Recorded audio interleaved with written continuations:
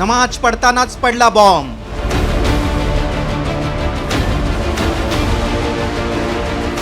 क्षणात मशीद झाली कब्रस्तान।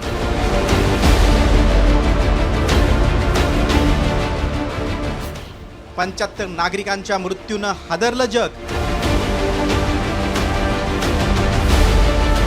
गेल्या 2 वर्षांपासून युक्रेन रशिया युद्ध सुरू आहे आणि या दरम्यान जगभरात युद्धाचे नियम बदलू लागले।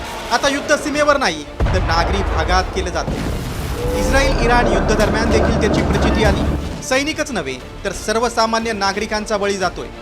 होय, जागतिक युद्ध नियमांना फाटा देत देवाचं नाव घेण्यासाठी जमलेल्या निष्पाप नागरिकांना बॉम्बनं उडून देण्यात आले।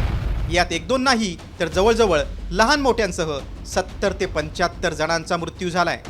सुदानमधील ही धक्कादायक घटना आहे। दिनांक 19 सप्टेंबर 2025, वेळ सकाळच्या नमाज। मशिदीवर ड्रोन हल्ला झाला। एल फशर शहरातील मशीद क्षणात उद्ध्वस्त झाली।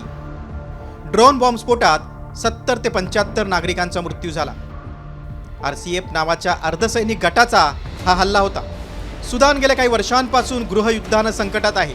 सरकारी सैन्य आणि RSF यांच्यात सत्तेसाठी युद्ध सुरू आहे आणि याच युद्धानं नागरिकांचे बळी घेतल्यानं युद्ध गुन्हा केलाय।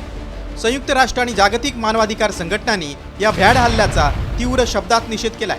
या हल्ल्यातील मृतांची संख्या वाढण्याची भीती आहे, कारण मशीद पूर्ण बेचिराग झाली आहे। ढिगारा हटून रेस्क्यू करण्याचं काम सुरू आहे। त्यामुळे हे युद्ध कधी थांबणार आणि सोनं पिकवणाऱ्या या देशाला कधी सोन्याचे दिवस येणार हे पाहणं महत्त्वाचं आहे। ब्युरो रिपोर्ट, साम टीव्ही।